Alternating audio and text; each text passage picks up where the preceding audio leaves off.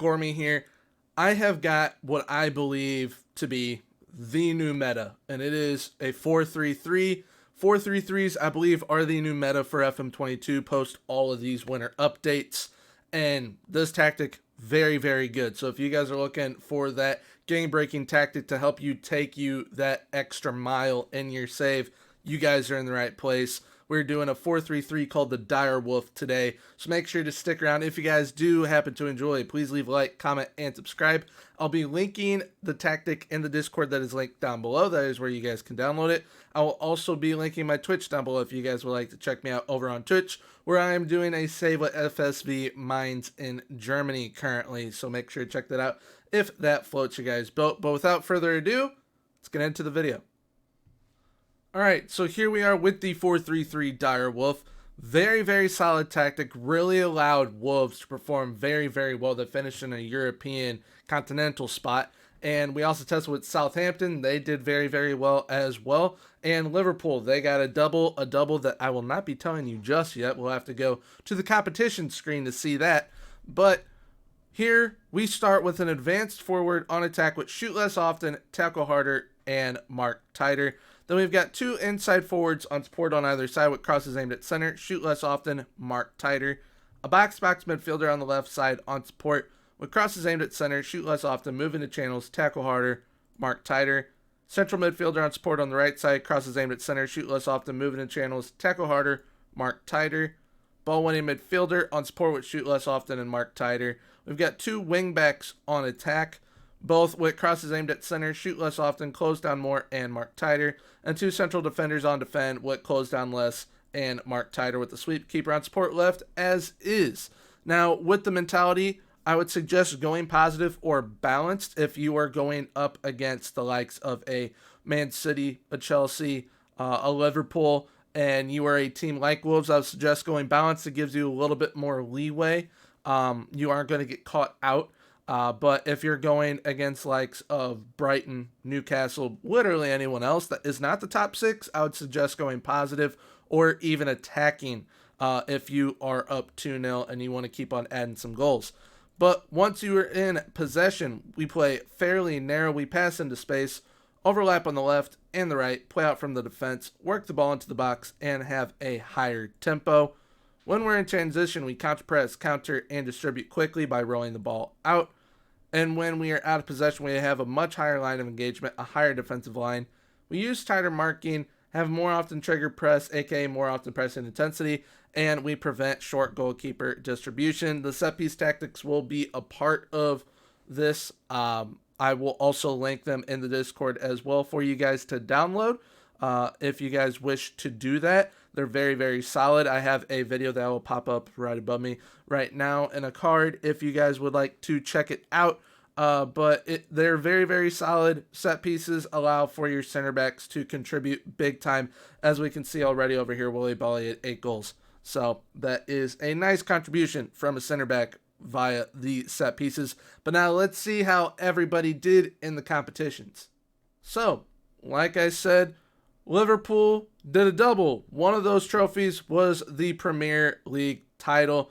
They finished with 92 points. Wolves finished in 6th place on 63 points. They got knocked out in the 4th round by Brentford in the FA Cup, which Brentford actually got to the final, but lost to Man City, I think it was. And then they also got knocked out in the 2nd round of the Carabao Cup by Everton. Southampton finished in 9th. Now, looking at Southampton got all the way to the semi-final of the FA Cup, but got knocked out by Brentford. And then they got knocked out in the 4th round by Leeds United in the Carabao Cup. But overall, I mean, Southampton and Wolves, I think Southampton was supposed to finish 14th. Wolves were supposed to finish 15th. And they both finished well above that. So that is a definite success in my book.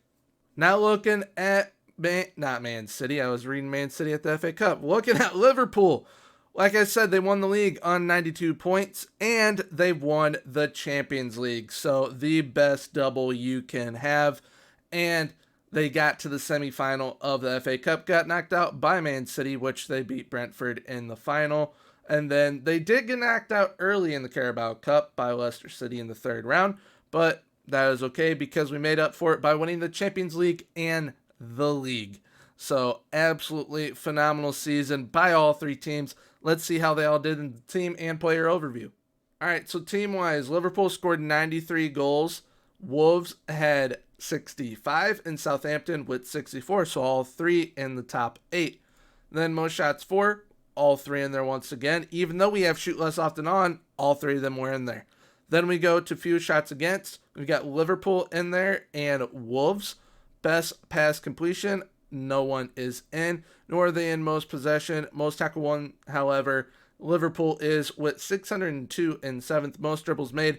Wolves with 438 coming in fifth, and Liverpool in eighth with 422.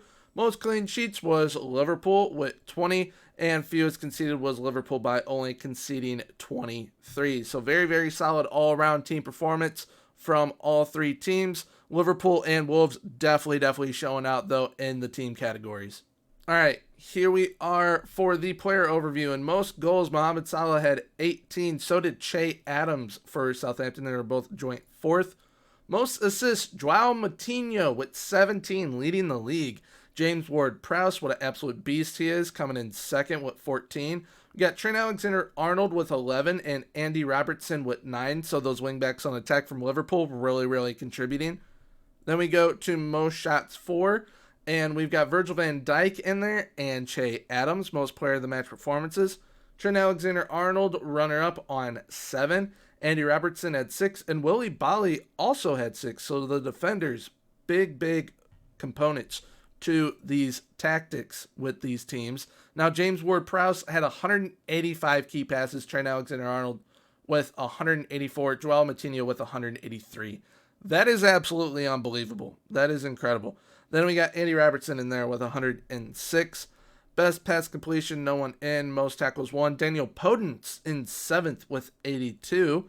And then we've got Kyle Walker-Peters in for most dribbles made with 113. Most clean sheets, Allison with 19, and fewest conceded, Allison was in second by only conceding 21. So overall, everyone performed very well. Very happy with how everyone performed. Let's see how they did overall stat-wise with all the teams. So here we are for the top goal scorers with Liverpool. Diogo Jota had 26, Mo Salah with 25.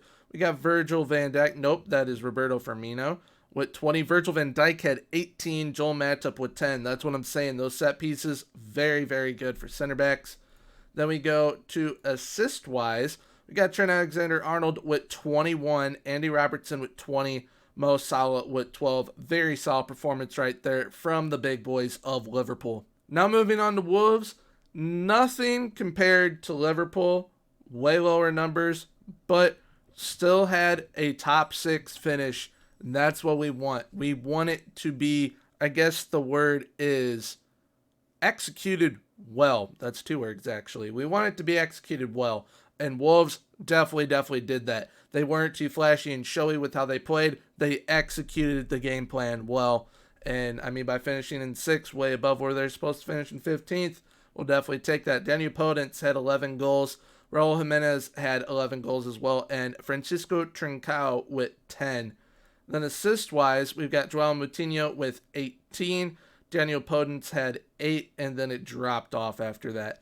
But overall, everyone played very well, and like I said, they executed the game plan to perfection.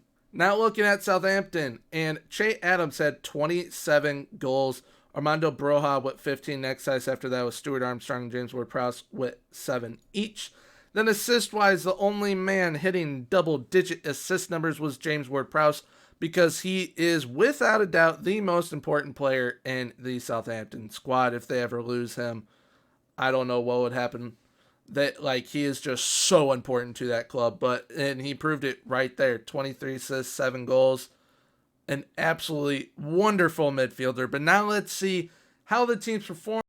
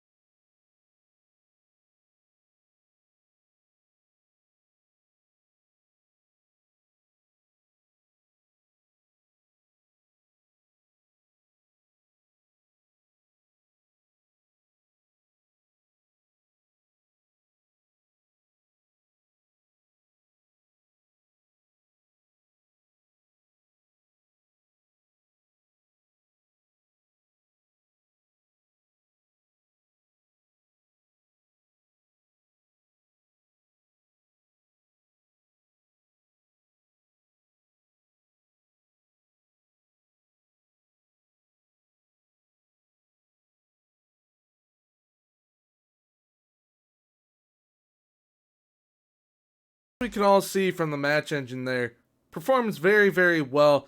And I really do believe that this 4-3-3 and the 4-3-3 formation in general is the new meta for FM22. But it's not just the 4-3-3 formation. It is the instruction shoot less often. When both are paired together, it's very, very good. I'm using shoot less often on 4-2-3-1 right now, and it's even very, very good. So I really think that that helps contribute to making the 4-3-3 super OP, but also just shoot less often in general is very OP because it makes your players take smarter shot choices. Like, instead of literally just shooting to shoot, they really, really think about, okay, how high of a chance does this have of going in? And it really, really does help. I mean, it helped Wolves finish in 6th. It helped Southampton finish in 9th. I believe it was on the last tactic I did as well. And it's going to be on future tactics that I am doing here on the channel. So it's a very, very good instruction to have on your players because it will allow them to perform to their best ability. But with that being said, if you guys did happen to enjoy today's video, please leave a like, comment, and subscribe. Once again, I will be linking the tactic in the Discord that is linked down below. If you guys want to check out my Twitch as well, that is down there as well. But yeah, with all that being said, until next time, have a good one. Goodbye.